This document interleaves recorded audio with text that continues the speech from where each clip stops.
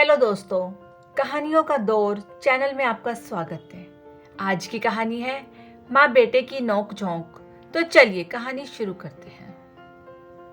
अब आएगा मजा, पता चलेगा बच्चों को जब सारे नखरे ढीले हो जाएंगे। माँ को नचाना आसान है ना, माँ हूं ना, मैंने तो ठेका लिया है सारे नखरे उठाने का। सुनिंदा अपने बेटे राहुल को सुनाती हुई किचन में काम कर रही थी।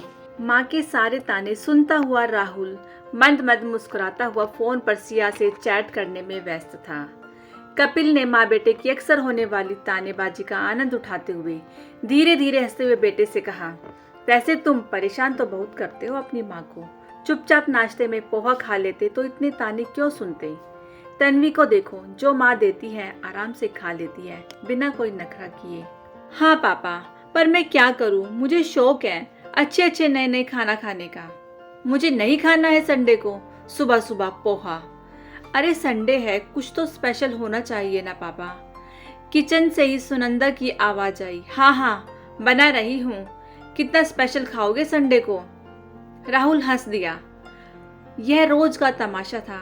खाने पीने का शौकीन राहुल सुनंदा की नाक में दम करके रखता था। घर का सादा खाना उसके गले से नहीं उतरता था। उसे रोज कोई ना कोई स्पेशल आइटम चाहिए ही होता था। सुनंदा उसके नखरे पूरे करते करते थक जाती थी, पर अब उसे इंतजार था राहुल के विवाह का। 1 महीने बाद ही राहुल का सिया से विवाह होने वाला था। राहुल और सिया की 3 साल की दोस्ती प्रेम में बदली तो दोनों ने विवाह का निर्णय लिया। दोनों के परिवार ने इस विवाह पर अपनी सहमति प्रकट की थी। सुनंदा को इस बात की खुशी थी कि राहुल के नखरों से छुट्टी मिलेगी। राहुल स्वभाव से मृदुभाषी सभ्य लड़का था, पर खाने के मामले में वह कभी भी समझौता नहीं करता था। जो मन होता था वही चाहिए होता था। आजकल सुनंदा का रात दिन यही कहना था, कर लो थोड़े दिन और नखरे, बीवी आएगी ना तो सुधार देगी। अब आएगा मजा, पता चलेगा ये सारे नखरे माँ ही उठा सकती है। सिया से जब सुनिंदा मिली तो मधुर स्वभाव, शांत, हंसमुख, सुंदर मॉडर्न सिया उसे देखते ही पसंद आ गई। कपिल एक कंपनी में जनरल मैनेजर थे। तन्वी राहुल से 3 साल छोटी थी, वह अभी पढ़ रही थी। कपिल और तन्वी को भी सिया पसंद आई थी। सिया अच्छे पद पर कार्यरत थी। विवाह की तिथि नजदीक आती जा रही थी और सुनंदा का अब आएगा मजा कहना बढ़ता ही जा रहा था। हंसी मजाक और उत्साह के साथ तैयारियां जोरों पर थी। राहुल ने एक दिन कहा, माँ आजकल आप बहुत खुश दिखती हैं, अच्छा लग रहा है। कपिल और तन्वी भी वहीं बैठे हुए थे। कपिल ने कहा, हाँ सास जो बनने जा रही हैं। सुनंदा ने कहा नहीं, मुझे बस उस दिन का इंतजार है जब राहुल खाने के साथ समझौता करेगा तो मैं कहूँगी, बेटा सुधर गए ना। सब इस बात पर हंस पड़े। सुनंदा ने अत्यंत उत्साहपूर्वक कहा, बस अब आएगा मजा। सिया ऑफिस जाएगी या इसके नखरे उठाएगी, बस अब मेरा काम खत्म। यह जाने या सिया जाने, मैं तो बहुत दिन नाच ली इसके इशारों पर। तन्वी ने कहा, माँ पर भाभी तो कुकिंग जानती है। सब कहने की बात है, ऑफिस जाएगी या बैठकर इसके लिए खाना बनाएगी, मैं तो बहुत उत्साहित हूँ, बहुत आएगा मजा। राहुल मंद मंद मुस्कुराता रहा। सुनंदा उसे जी भरकर छेड़ती रही। विवाह खूब अच्छी तरह से संपन्न हुआ। सिया घर में बहू बनकर आ गई। दोनों ने 15 दिनों की छुट्टी ली थी। विवाह के बाद सब घर समेटने में व्यस्त थे। यह मुंबई शहर के मुलंड की एक सोसाइटी में थी। बेडरूम फ्लैट था। सिया का मायका भी थोड़ा दूर ही था। ऑफिस जाने का भी समय आ गया। सिया का ऑफिस पवई में था, राहुल का अंधेरी में। ऑफिस जाने वाले दिन सिया भी जल्दी उठ गई। राहुल ने आदतन पूछा, माँ नाश्ते में क्या है? आलू के पराठे? नहीं माँ, इतना हैवी खाने का मन नहीं है। सुनंदा ने राहुल को घूरा, फिर कहा, सबका टिफिन तैयार कर दिया है। टिफिन में आलू की सब्जी बनाई थी तो यही नाश्ता भी बना लिया। सिया ने कहा, अरे माँ आपने क्यों सब बना लिया, मैं तैयार होकर आ ही रही थी। कोई बात नहीं सिया, आराम से हो जाता है सब, तुम्हें ऑफिस भी तो जाना है ना।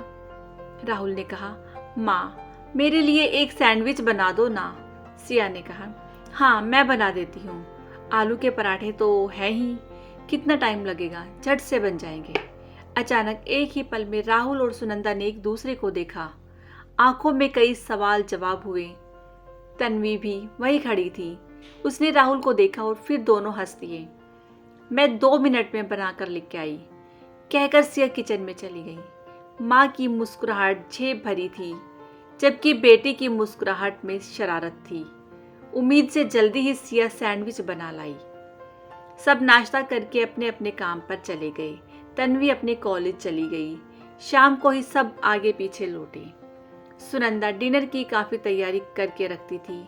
डिनर पूरी तरह से राहुल की पसंद का था, तो सबने खुशनुमा माहौल में खाना खाया। 3-4 दिन और बीते। सिया सुनंदा के काम में हाथ बटाने लगी थी। एक दिन डिनर के समय राहुल ने कहा, मैं नहीं खाऊंगा यह दाल सब्जी।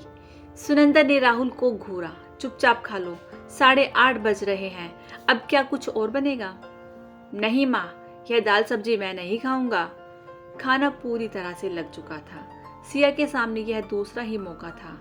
माँ बेटे एक दूसरे को घूर रहे थे। कपिल और तन्वी मुस्कुराते हुए सब देख रहे थे। सिया ने कहा, अच्छा बताओ राहुल, क्या खाना है? कुछ भी चलेगा, पर यह नहीं। ऑमलेट बना दूं? हाँ, अच्छा रहेगा, साथ में एक कॉफ़ी भी मिलेगी। हाँ, क्यों नहीं, आप लोग बैठो, मैं अभी बना कर लाई। राहुल सुनंदा को देखकर मुस्कुराने लगा तो वह भी हंस दी। सिया बहुत जल्दी सब बना लाई। बातों बातों में सिया ने कहा, माँ, राहुल आपको बहुत परेशान करते हैं ना? मैं ही इनकी पसंद का कुछ ना कुछ बनाती ही रहूंगी, आपका काम भी हल्का रहेगा। सुनंदा ने हाँ में गर्दन हिला दी।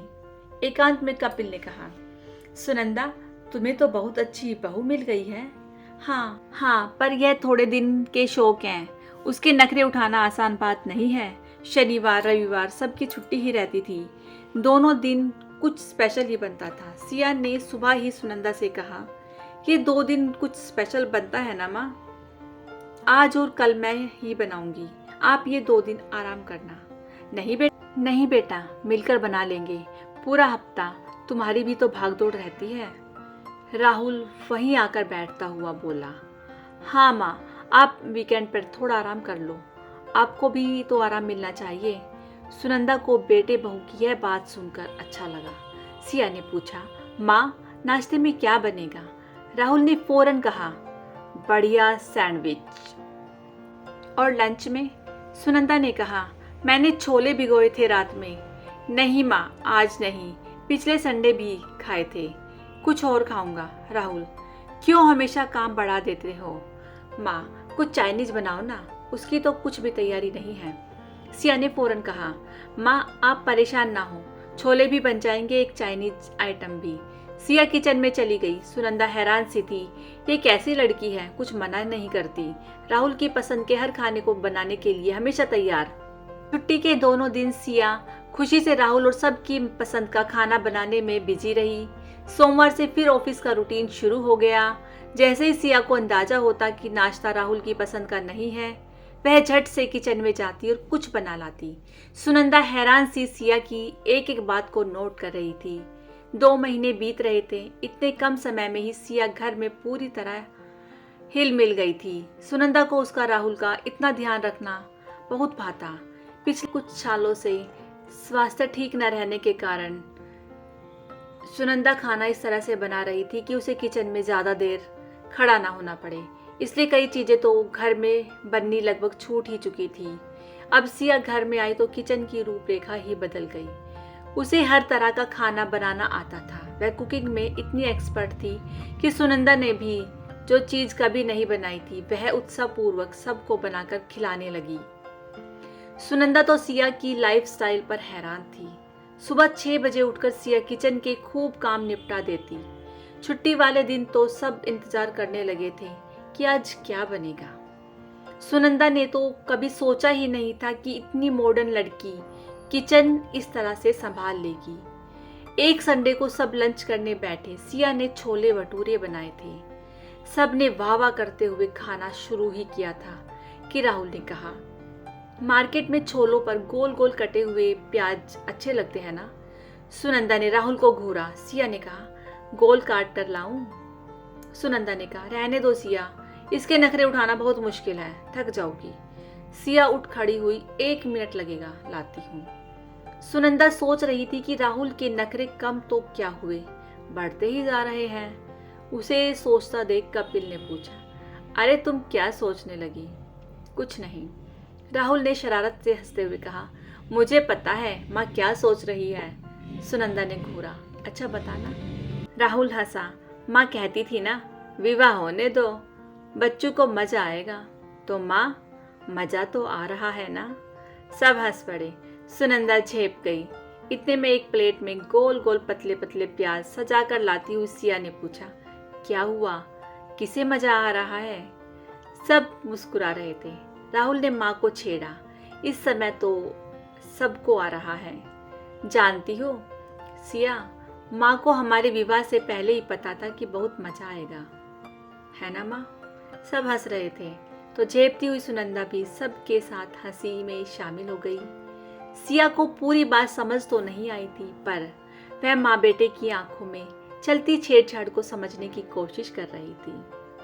तो दोस्तों, ये कहानी थी एक हंसते खेलते परिवार की। छोटी मोटी नोकझोंक के साथ परिवार कितना अच्छा लगता है। आपको ये कहानी कैसी लगी मुझे कमेंट करके ज़रूर बताएं। यदि कहानी अच्छी लगी हो तो कहानी को लाइक कीजिएगा, शेयर कीजिएगा, और यदि चैनल पर नए हैं तो चैनल को सब्सक्राइब करना बिल्कुल ना भूलिएगा। कहानी को पूरा सुनने के लिए बहुत बहुत धन्यवाद।